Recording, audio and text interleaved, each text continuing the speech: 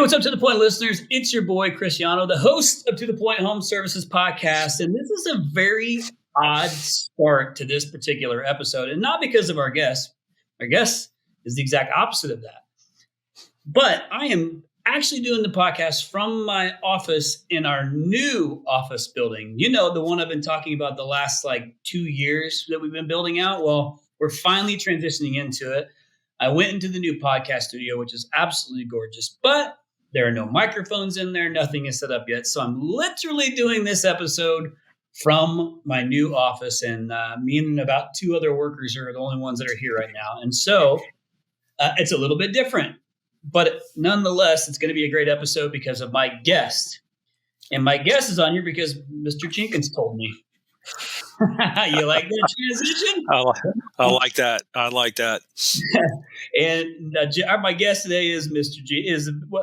I would say is Mr. Jenkins' right hand dude for so many years, but helped grow this business, Morris-Jenkins, down in Charlotte, North Carolina, and beyond. It's one of the beasts of the East, and our paths have never really crossed in my 15 years of doing this, even though you've been at this for significantly longer than me. But I'm glad it finally is now, because I've heard so many great things about not only Morris-Jenkins, the company, but also about you, Jonathan, and just the culture of the business and just the overall reputation of Morris-Jenkins. And then you guys are into the Wrench Group family. And it's just I'm glad to finally be able to get this time with you. And thanks for getting on the podcast with me. But I'm excited because you've been I want to say, if I read this right, you have been at Morris-Jenkins, I want to say, since 99. Is that right? That is correct. January 11th, 1999 is the specific day. And so, that's part of my story. I can share a little bit of that. But so what's that, 24 years and change? So, I've grown up in this business and seen tremendous amount of growth. I just had to relook at where we were revenue wise in 1999 to where we are today, and it's a multiplier of nearly 40 times. So, I've seen the business double, triple, quadruple, and a whole bunch more. And I've had I literally started at the bottom, $9 an hour, as an apprentice, hopefully learning how to clean evaporator coils and condenser coils. So I was affectionately an apprentice to be a coil scrubber. And so that was literally my start. And, that I landed where I landed. And on that day in January 11th, 1999, on the doorstep of Mr. Jenkins, him not knowing me, I not knowing who he was, the chance conversation that I overheard in a period of desperation about this place, not even knowing about the trade. And where I am today, I'm humbled and I'm blessed. And thank you for having me, Chris. Been a big fan for a long time. I'm glad that we're finally crossing paths. And we tried to connect a year or so ago, and then our mutual friend Paul Kelly got us connected. And so kudos for Paul for twisting my arm. But you've had the who's who on this show. You do a fantastic job, and I'm humbled to be here. Jonathan, that means a lot. I appreciate that. Yeah, and I will give a shout out to PK. I was talking with him a little bit yesterday too, and he did, in typical Paul Kelly fashion, he did tell me to tell you that his book is better. Well, it may be, it may be, but mine's easier to read. I'll tell you that much. So, well, and your book that you put out was Mr. Jenkins Told Me. It makes sense that it would be named that, and I want to say that was in 1819, somewhere around there. Yeah, it was. It came out in the fall of 19. I released it. I was actually in Anaheim. Spoke at Vern Harnish's Scale Up event there. I was very honored to have sort of a TED Talk there. And we wrote this book not to sell any books, but through the process, it's become a little bit of a cult classic. We actually wrote the book as an unofficial handbook for all of our members here on the team. And so even to this day, we had 16 people in orientation on Monday, and in their care packet, they had a copy of the book. And we, for a long time, sent it out to our club members, our Priority Advantage members here. So it's on the table of our most fervent fans and supporters and customers and club members. And so it's really important for our team members to say, hey, we're not making it mandatory that you read this quick, simple, easy book, but a lot of our customers may question you on it, so you might want to read it. And along the way, it sells, it always sells in numbers of like 8, 10, 12. So that tells me it's always an executive team that's buying it. And I've gotten a lot of great feedback from it. So, and compliments to my co-writer, the very, very great Roy H. Williams, the Wizard of Ads. Yeah. So the Wizard is absolutely a friend, a confidant, and has been so important to our success. I know he's worked with Ken Goodrich for many, many years. So, for him to take my story, book's not about me, but the story of Morris-Jenkins and what we believe in, why we believe in those things, and to put it into an entertaining language that can get you hooked and have you read along, and you can read it in one setting, has been great. So yeah, the book has been a success. Cool, man. So you've worked the whole thing into the culture of the business ongoing, which is great. And then ultimately, not just internally, but like I said, to even some of your membership customers, things like that. That's great. That's a great way to use the book. I want to, because you've been there, like we said, roughly 25 years, and you had the 40 times growth. I bet you it wasn't always just a cakewalk, right? Like Hell no. And what happens a lot of times on the podcast is, when we have someone on that's of your size, I think it's easy for you or anyone of equal size or greater to maybe like relate back to that, when that smaller time, because you're much further away from it. There's probably things that you remember, like pivotal moments that you remember through that the listeners can relate to, because the majority listening aren't of that size. But they're on their journey. They're on that path now. So I like to be able to take you back down memory lane a little bit, right? And maybe kind of reflect on some of those moments, because if they can't relate to where you are now, they can certainly relate to parts of your journey. So, sure. So maybe if what we can do then, Jonathan, is maybe walk us through just a little bit of, from you coming in 99 and what the business size was then for some reference points, and then just some like pivotal moments along the way. And if you can remember and you don't, I'll remind you, just maybe try and give some like year markers along the way as well. But like, tell me the story up to today's point, and then kind of what your role is, today. Sure. Well, I think it's important for any listener that, and there's probably quite a few that don't know the Morris-Jenkins story, to give a little context to this. I actually start the book kind of jarringly, and so to not have the readers go get the book and read chapter 1, which I probably should do, I'll tell you that I woke up as a 7-year-old with a South Carolina state trooper in my bedroom. To tell me that my father had been killed in an automobile accident. So I was 7 years old. He dropped me off for second grade the day before, had worked late that night, and just never came home.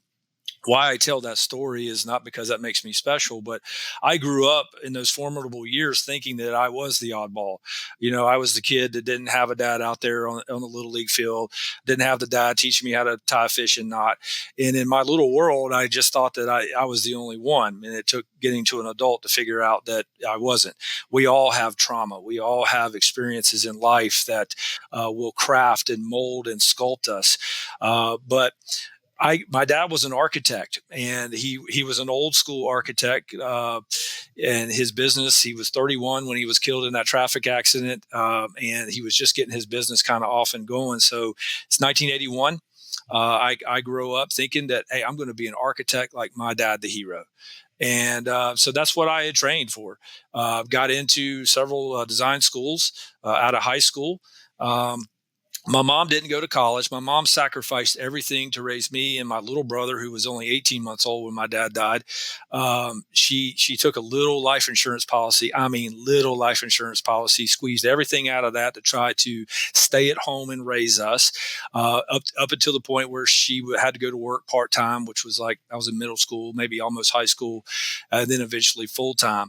But she herself didn't go to college. So what was pushing me to go to college was to be an architect like my dad. And I got in, and I quickly went to architecture school to learn that I did not want to be an architect. I mean, I was already like, I think at the time it was like AutoCAD release 13. So this is like circa 1992, 93. And I'm thinking like, we're going to jump in and design buildings. And, I remember the first day they put a lump of clay on the desk and they said design. And I'm like, what is this artsy crap, man? We gotta draw some buildings, baby. And so, they said, son, architecture is not going to be for you. I agreed. And they sent me down the hall to engineering. And that was a whole nother catastrophe. And the other thing is that, I grew up on probably the lower side of middle class, got pretty good grades, but not grades good enough to get a scholarship. And we weren't impoverished to the point where I could get financial grants. So guess who was funding my education? It was me. So I had to work and go to school. And so this vicious cycle was set up of me trying to put gas in the car, to pay for living, to pay for books, to pay for materials. And I had a pretty decent little job during college. I worked for a law firm. I was like their gopher. I would drive their expensive cars to the service department. I would cut the grass out front. I would run to their storage facilities and get files for cases. And I could work whenever I wanted to, as little as I wanted to, or as much as I wanted to. So I had to work, and the draw on that was pulling me away from staying in school. And so this vicious cycle that really lasted a number of years ensued, putting me tens upon tens of thousands of dollars in debt. I found myself in 1998, probably on the brink of financial catastrophe, personal bankruptcy. And my mom had just gotten remarried. She had sacrificed all those years, and God bless her, she finally found somebody in her life and got remarried. And she invited me over for Sunday dinner. And I was coming not to ask for money, but I was coming because really I needed my mom's shoulder.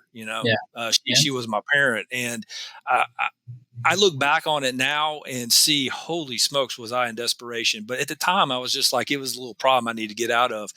But I thought I was going to be there at that dinner by myself. It turns out she had a couple friends over. One of the friends who was married, but husband wasn't there. Turns out she kept talking about this place called Morris-Jenkins, and they were looking for some young folks to learn the trades. And, I'm just hearing this story. I think I'd seen a truck driving around, one or two, that said Morris-Jenkins, but wanted to learn more about it. I needed a job. I needed a career. Who am I? From a secular standpoint, where am I going to, stick my flag, and what am I going to do? And, so it was a blessing that I had picked that Sunday to come over for dinner. It was a blessing that my mom had a couple friends over, and one of those people happened to be the wife of the service manager at this place called Morris-Jenkins. So I interviewed late 98, and I'll never forget Alton Powell. Was our service manager at the time. He had his arms folded like this, and he's like, "This is monkey see, monkey do. We're going to throw you out there and see if you stick." And that was literally the sales pitch. And he said, before you start in January, I want you to come to a training. All our techs will be there. It's after hours. So I went over to a vendor. They had some technical training on, I don't remember, heat pumps, gas furnaces. And I just remember sitting in that room just a few days before Christmas, 1998, about 13 techs. That was the whole company. And I didn't know what they were talking about. But I just remember we were all kind of set out in a crescent shape, and I was down on the end, and I could look at all these other gentlemen there. And I said, if they can do it, I can do it. And so, January 11th was a crazy day. We were not doing weekend work or evening shift. We were looking back, and I just looked back at 1998, the year before, we were doing $3.5 million in revenue. So that gives you some context of where we were. Probably had 42 employees at that time. Good company. Mr. Jenkins had bought the business in 1990 from Mr. Morris. So that's how we became Morris-Jenkins. And Dewey's got a great story. And he leveraged, begged, borrowed, but didn't steal, but leveraged everything to buy this crazy neighborhood air conditioning business, and had started to change it and remake it. And it took several years to kind of get it foundationally where he wanted it to have. And I was probably one of the first people, like, he lost his entire service department the year prior because he made a pivotal change in the organization. And I was probably the first one that came back in, or the group of the first people came back in to sort of be a part of the new service department. And so I found myself there January 11th. It was a cold, freezing weekend. The phone, it was like a newsroom scene from the 1960s. I mean, people with phones in both ears, just pandemonium. Mr. Powell that hired me was like, Jonathan, I'm sorry, I'll be right with you. Go out in the warehouse. There's a desk and a chair there. And sit down. I'll be with you shortly. And so I go out there, and on that desk in the unconditioned warehouse outside was, and I don't know if probably some of your listeners will remember the Granger catalogs. They were like the size of 3 phone books from the 1980s, glued together. So there was this Granger catalog on the desk in the warehouse. And so I just started flipping through that, and 10 o'clock, 11 o'clock, lunch comes and goes. The whole day goes by. I'm shy. I'm an introvert. And so I never stood up. I never went back to Mr. Powell to say, hey, you forgot about me. The whole day goes by, and I drive home thinking, I'm not coming back to Morris-Jenkins. The heck with the trades. The heck with this thing, man. I got to go find something else. But something convinced me that, just no showing on day 2 was not fair. I'd been taught better than that. Let me go back in. I'll give it a cup of coffee in a second to see if day 2 is better. And, I'll give them another chance. And if it's not, then I'll resign. But I'm going to do that, looking somebody in the eye, shaking their hands, for thanking them for the opportunity. So day 2 kind of started out like day 1. It did. It was not looking good. It was dark. It was bleak. It was still pandemonium. And I can appreciate that now, but I did not appreciate that at the moment. And I saw a tech with his hat kind of on crooked, an unlit cigarette bobbing out of his mouth, with just a box of parts underneath each arm, kind of traversing across the warehouse, going out the bay door there. And this shy introvert kid just said, I got to either leave or I got to take control of the moment. So I shot up. I introduced myself to Chuck. And for the next 2 weeks, I rode around in the passenger seat of Chuck's truck. And man, we did everything. We were fixing inducer draft motors, changing coils, and it was just like that hooked me to the trades. I had this different vision out the windscreen. We were going to strangers' homes to be the heroes and fix the problems, and meeting all different kinds of people. And I was like, damn it, man, I can do this. I can be good at this. And so it's funny, like a couple of weeks goes by, and Mr. Powell's like, oh, you're still here. Like, yeah, I'm still here. I've been riding with Chuck. It's great. And so he started getting me around riding with all of the other techs. No formal training, man. No formal training, no curriculum, no nothing, and it was literally that monkey see, monkey do. I got good enough for them to give me their oldest truck, broke down and just looking dilapidated. I took that thing home and scrubbed on it all weekend long, got it shined up.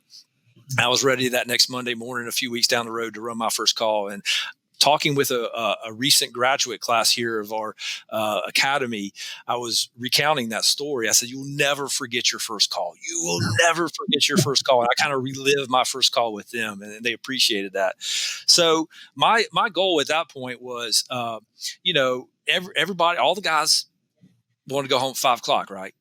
Most of them have families, and we shut the phones down at 5 o'clock, and we didn't work on the weekends. And so I was the kid that had now moved back into mama's basement because remember, I'm in debt, and I got a pathway out of debt where I could pay a little bit off, a few dollars here and a few dollars there, but it was a pathway, and I was making regular money, not great money, but regular money.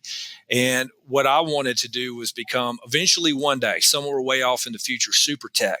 I wanted to be the guy they could send to the house when, nobody else could fix it. That's what I thought I wanted to do. And I would pick up extra calls at, 6 o'clock, 7 o'clock at night, because everybody else wanted to go home. And so that's how I cut my teeth on diagnostic calls. There again, I ran into some situations. I could barely read a wiring schematic, but, I faked it till I made it. And I was learning on the fly. And they then moved me to CTS. We were like, I learned how to braze. I learned how to weigh in refrigerant. I learned all the technical aspects of the installation side. And I was on that path to try to be a diagnostic tech, a top tech. And I got this crazy opportunity. In life, sometimes doors open and doors close. And a door opened for me about 16 months later to join sales. That same Mr. Powell that had hired me was 7 a.m., 6:58 a.m. at the door of the little training room we had. And he was doing this, and So I thought I was in trouble. I got up. He said he was going to take me to breakfast. And I was like, man, did they take people to breakfast to fire them? I'm starting thinking of all the things I'd done wrong. And he took me to breakfast and said, we have 2 salespeople or comfort advisors, and we're going to add a third. And we've been looking at you, and we want you to join that.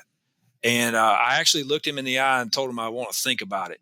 And I did. I went home and thought about it because I remember I wanted to be super tech, and I just hadn't even considered that. But came back next morning and recognized it was a good opportunity and a different opportunity, and so I accepted that. So about 16 months after that, January 11, 1999, I joined sales and had a 12-year career in that. Yeah. You were an introvert. You even said that. So I want to hit on 2 things, because one, I'm trying to figure out where this drive came from to want to be the super tech, because I'm trying to understand what in you drove that. I mean, and because when you tell me the story about your dad passing so young, and you kind of being basically raised, a lot by your mother until she met someone, but one, where was the drive from that, and then how the hell does an introvert go into a sales job? Exactly. Right. That's why I think I thank you for recognizing and letting me tell that part of the story, because there's other people listening that are going, yeah, I'm an introvert too. And hopefully I just want everybody to understand, I'm not a kid from the country club. I didn't grow up on the wrong side of the tracks, but it's just a very, normal existence. And I've had to learn and find, I believe a lot of traits are God given, but this place helped me discover this trade. Morris-Jenkins, Dewey Jenkins himself, a lot of other mentors along the way helped me discover some inner traits that I had that I previously didn't. The drive comes from, and I speak of it in the book, where, growing up without a dad, essentially from 7 on, put a chip on my shoulder. And I think I specifically say in the book that that chip didn't make me a bully at all, but it was sort of that driving mechanism of, I'm the underdog. Hey, was there a sense of this that also just wanted to make your mom super proud of you? Yeah, because there was nothing. I mean, I was a good kid. I was raised with some phenomenal values. My mom was. I lost my mom about a year after coming to Morris-Jenkins. She got diagnosed with stage 4 colon cancer at the age of 50. So, right as I got that sales job at Morris-Jenkins, I was now parentless. And so that's going to be a part of the story. Okay. But I wanted to make my mom proud. And when my mom was not well, and in that last year of her life, I mean, sick as could be, when Mr. Jenkins offered me the sales position, the only truck they had was this old Dodge Dakota. You know that little truck, right? It's not like a small truck. It's not a big truck. It's just like a medium truck. Yep. And whoever had driven it before smoked cigars, and so the thing reeked. And I can now appreciate a good cigar smell, but not in this truck. And it had burn marks everywhere. And so unlike that van that I took home and scrubbed and cleaned on all weekend and rejuvenated, this truck had no hope. But Mr. Jenkins promised to get me a new truck, Chevrolet Silverado LT extended cab. And the thing was on order. And I was like, oh boy. And I remember when that truck came in, where did I drive it first? I drove it straight to Mama's house, and it's like, look what Mr. Jenkins gave me, So yeah, there was this moment of making her proud, but really, I think it was that that drive to succeed in the face of what I thought was this underdog status. What I would later learn in life that, man, I'm not the only one. There's kids of single family parents all over the place. There's tragedy, trauma, but at the time, that's the driving mechanism. I would say it's probably still the driving mechanism. People don't change that much. And so I've learned to harness it and make it healthy. And I've learned it through, general leadership and working with teams. And, that's been the secret of our success. And I learned all that from the phenomenal tutelage of Dewey Jenkins. Is one of the wisest, smartest, high EQ people that I've ever met in my life, the nicest guy you'll ever meet in your life. And what a success story. He's truly built an organization to last. And for me to just find myself at that time of the organization, still somewhat of it in its infancy, and have that opportunity to get to the place that that I'm honored to lead today is really amazing. So yeah, there was a drive there, probably from just that absence of my father. I had a very, very healthy upbringing, but now in my 20s, it was coming out, and it was, just kind of not in a great place. My early 20s were sort of dark times, and to be able to stake my flag in the ground for the trades and have this awesome place with this awesome reputation and be a part of it, it was great. So you're in sales now. Yeah. And I'm a big believer of so the sale, the psychology of everything fascinates me, and really of every position. And, typically, engineers, are very analytical, methodical, like thinkers, but need facts to support, whatever. Need to really be able to make sense of the whole thing, complete the puzzle. Right. Whereas someone who is like myself, who've had to become an analytical thinker, I can go and talk to anybody. On the color code, I'm a big yellow. I know how to go and talk to people. I'm not afraid of it. But once I'm convicted about something and I'm passionate about it, I'm golden. I can go and be dropped in any room and tell that passionate story, and it's authentic. It's legit. But I do believe in this, and that's a great sales trait, is having that, and we need those because they need to be, go and be able to communicate with customers. But my wife is the exact opposite, and she's the COO of the business, but she's so incredibly smart about the details of the business and the facts of the business that when she goes and tells the story, it's convicting in a different way because she's using facts to support her story while still being able to speak to a customer, even though she does not do those things today. But I'm just telling you. But what I've found is that some of the people that I've had, like you mentioned, I've had a lot of great people on here, and I've worked with some of the largest contractors in the United States of America. And anytime you can find somebody who goes into sales who can still have that communication with the actual homeowner, but can support it with the actual facts, it's not just like fluff, man, that's a really, really strong salesperson if you can get that. So my assumption is, without knowing the end result, is that's where you started to go, was down that path. Am I close? Yeah, you're close. So we're probably opposites on the color wheel. We're big disc. There's a lot of forms of disc. I'm high D, high C, and you're not. You're going to be high I. Yeah. You're maybe high D, high I, or high I, high S. I'm actually high ID. Okay. Yep. So you're just like Brandon Anderson, our COO here today. And so you and I can speak that same language. We know what the D side of that is. I'm a 99D, 99 economic. So I'm off the charts. Economics not always about the money, just so you know. It's just about winning. It's the competitive drive of it.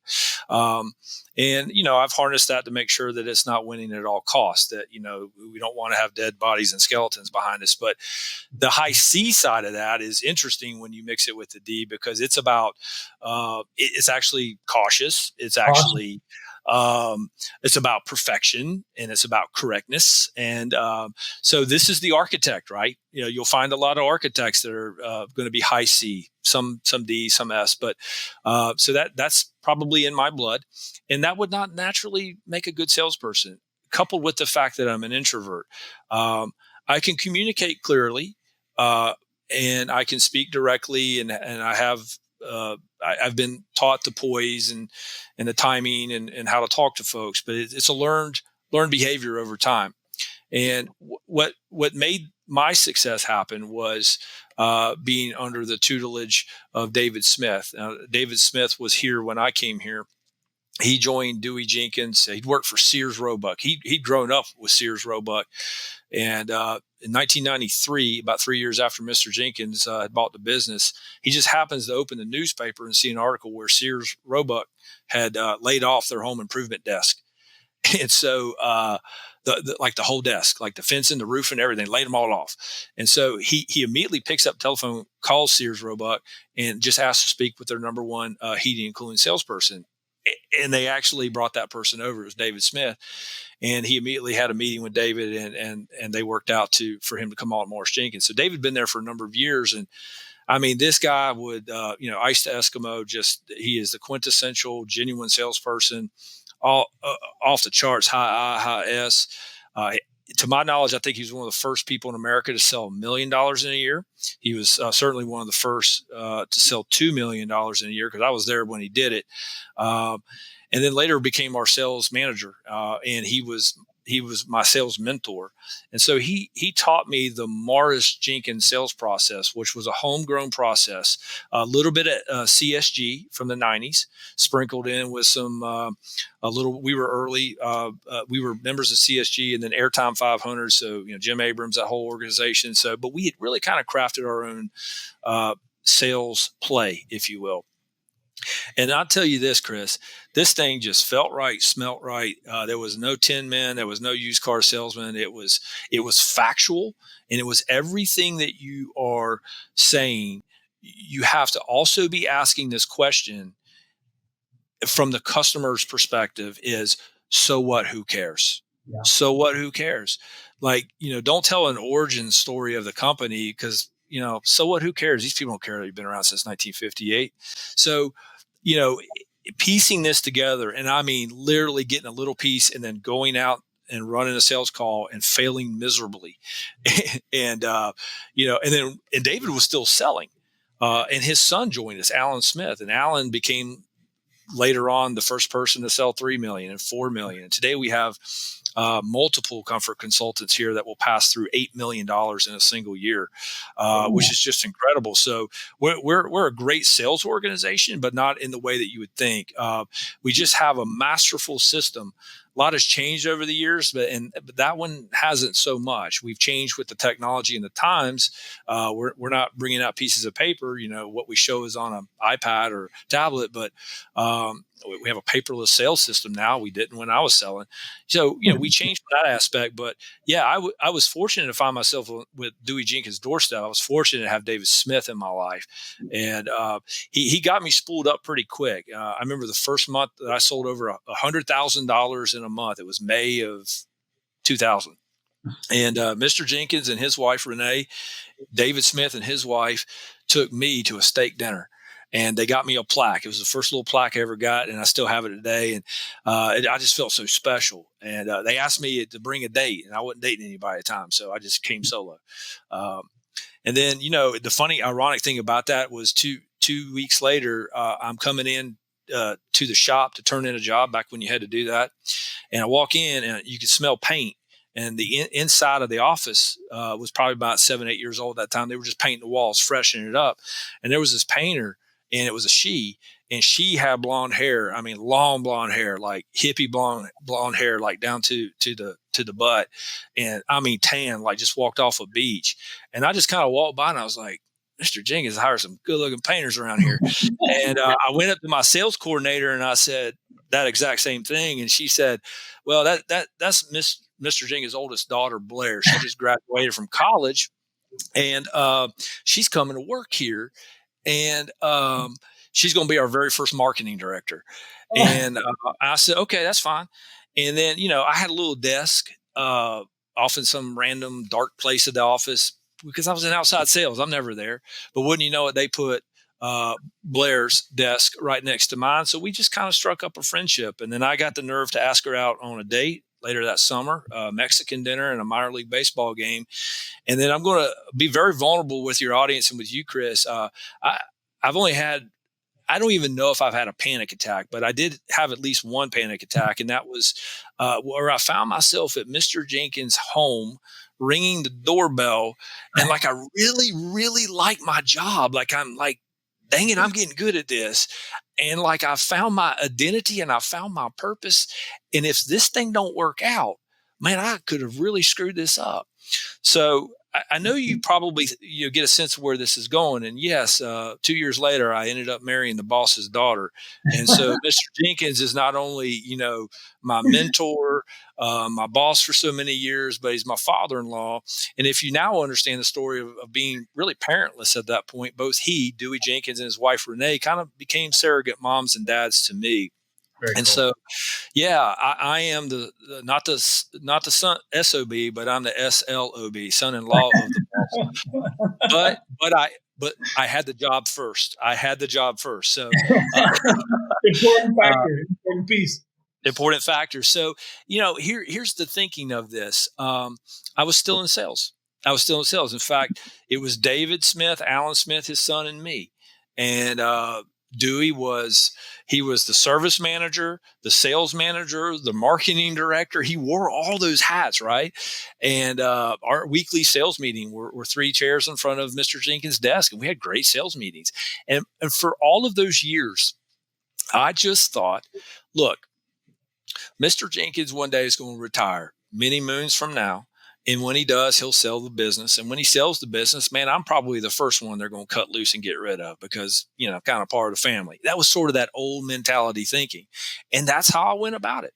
And I just had many, many successful years in sales. It allowed me to, improve my life, get completely out of debt, buy my first couple homes, buy cars, pay off cars quickly, had a great life. But up until the late 2000s, that was still the thinking. And, the year 2000, I think we did like just under 5 million in revenue.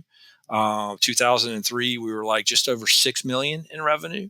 We just kept growing. There's 3 things that Morris-Jenkins is: a growth organization, a learning organization, and a change organization. So a lot of systems are being put in play at this time. And, it's spurring our growth on. And by the time we got to, the Great Recession years, 08, 09, we're probably 22 million in revenue. So that gives you a context of what size we are. I'm sorry, what was the size? I missed it. 22 million around 2009. And so, 2000, what happened in late 08 and 09 was tough, but we had some great incentives, some tax credits. It really, if you were in the sales side of home services, it was, those were the 2 biggest years I ever had. 2010 was my last full year in sales.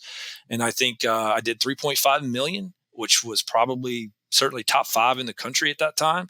Remember, we were on a lot of the big boards, trade groups where, you share competitive numbers. And I tend to live up there in those top numbers. And so it was at that point that the business had grown to a point where Mr. Jenkins called a family meeting. His youngest daughter also worked in the business, and the family meeting was like, okay, what are we going to talk about? And what we talked about was the business had grown to a size where Mr. Jenkins and Mrs. Jenkins didn't need to sell the business in order to retire. And if that was going to be the way forward, then we needed to have a succession plan. And I just remember that conversation, probably 09, where none of us wanted to get rid of Morris-Jenkins. We all were working there. We loved it. You cut our wrists, we bleed blue and yellow, man. It's just what we are. And here I am married into the family. It's my wife, her younger sister, and Mr. and Mrs. Jenkins. That's the family. And immediately they all just looked at me and I think pointed at me, and I wasn't going to let it fail. Didn't know what I was going to do, but I wasn't going to let it fail. And I kind of thought they'd take me out of the truck and I would sit there on the edge of Mr. Jenkins' desk and learn what he did every day. And that's not what we did. Boy, they threw me at every fire there was. I mean, I was service manager, install manager, and that was the best toolage. Just throw me in. One of the first things I identified was we needed to solve our own labor dilemma. And so we had started a program. It kind of died out, but I started our Morris-Jenkins Tech Builder program in late 2011, had our first graduating class in 2012. So that's now 11 years ago. It's spooled up to the point now where we have 3 HVAC classes graduate a year, 3 plumbing classes graduate a year. I mean, we're having, 70, 80 graduates a year. And the great thing about Morris-Jenkins is, we hire for character, we train for skill, and we promote from within. And now, all these years later, I have people that we hired in 12 or 13 or 14. They're now in C-suite, top management jobs, in the succession plan behind me for Morris-Jenkins. It's just amazing to see. So that was the pathway. I had several different jobs. I was the communications trainer for our technicians. I found Nexstar kind of late. We joined Nexstar 2012. Met interesting people like Keith Mercurio and Julian Scadden, folks that I'm sure you've had on this program. I know you've had on this program. And man, I just latched onto that. I never found a training organization that could give a a play for technicians to run that was not about sales. It was about, the steps we are as a technician and presenting options. And I immediately came home, implemented that, and started hiring just like crazy for these classes. We had 2 supervisors that were, the ratio for supervisor to technician was just like 1-40. It was, I don't know how they did what they did. And they had 2, and I took them down to 1 because I took one of them and made him a trainer full time. So the story for any listeners there, if you're going to start an education or training program, don't put that on your supervisor, your field supervisor, try to do that off on the side. You got to get serious about it and dedicate that person to do that and only that. So that was off and running.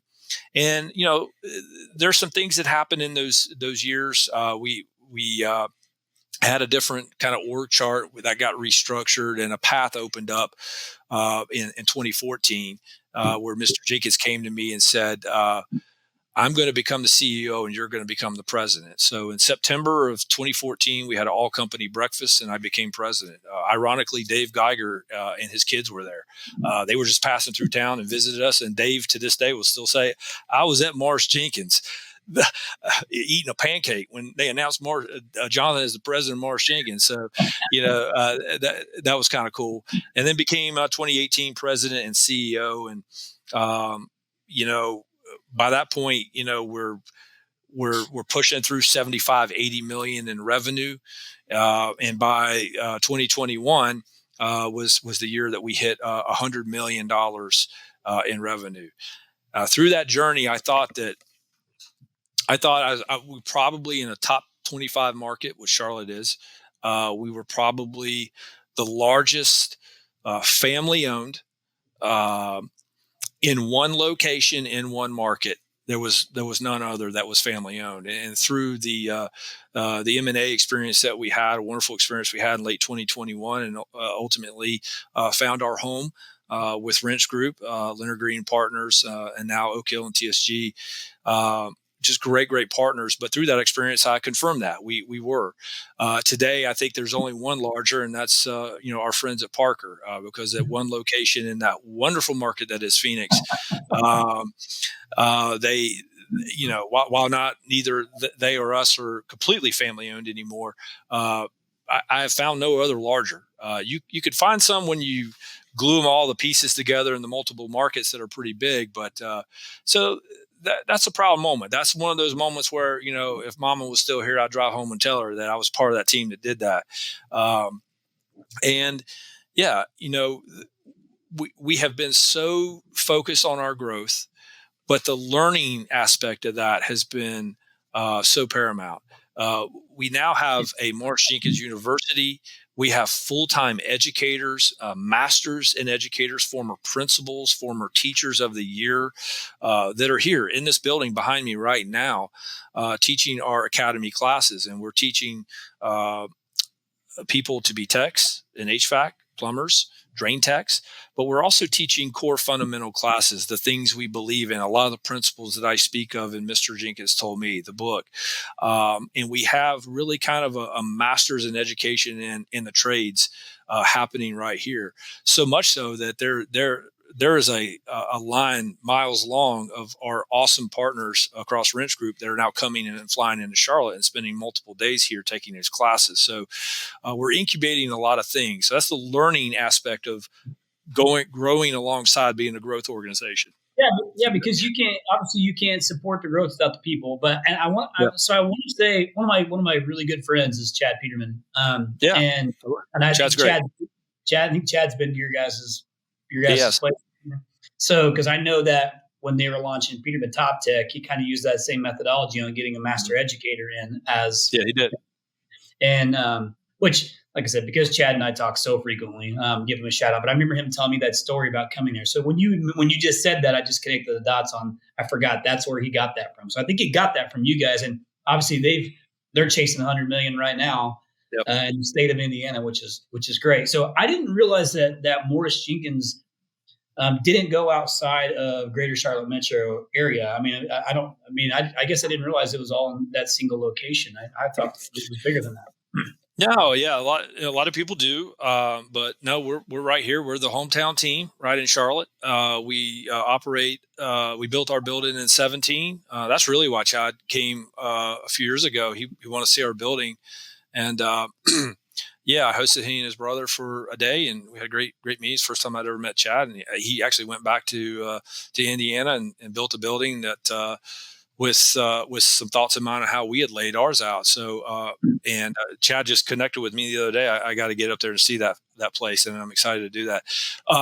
But 65,000 square feet. Our issue is parking right now. I thought I built a building that would last us for the next 10 years, and like within 3 or 4, we're already bulging at the seams. But yeah, we run about a 40-mile radius around downtown Charlotte. It's a great market, about 2.7, 2.8 million people. And, after 35, 40 miles, you're kind of in a cow pasture. So, but we have some awesome adjacent markets to us. And so, we have some expansion plans there, especially that our awesome folks, partners at Wrench Group, LGP will help fund us. And so I'm the Carolinas regional CEO for Wrench Group. And I have one direct report, myself. And but we're going to build that out and take this thing on the road. But we're going to be deliberate and very purposeful about that, and find the right not so much timing, but the right partners to do and spread the Morris-Jenkins throughout the Carolinas, both North and South Carolina.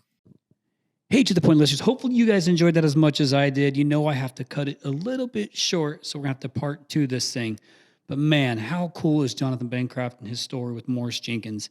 Such a reputable company. I've heard about him for so long, and I loved hearing his story. And we're just starting to get into the meat and taters of it. And part 2 is full, jam-packed of a lot of good shit. So tune in next week to part 2 with my dude, Jonathan Bancroft, the beast from the East. Listeners, thank you so much again for listening to this podcast week after week. We are extremely grateful. Again, the whole purpose of this podcast is to give back to the home services industry that we love so much, whether you're a RYNO or not.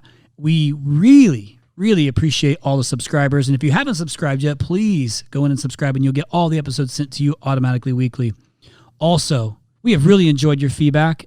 It's so meaningful for us when we get to read the nice comments that you guys put. So keep doing that. And if you don't know how to do it, here's what you got to do. You search for To The Point Home Services on Apple Podcasts. You click on our profile, scroll all the way down to the bottom, and hit write a review. And be honest and share your story and how the podcast has impacted you and your business. Thanks again from the bottom of our hearts at To The Point Home Services Podcast. We appreciate you.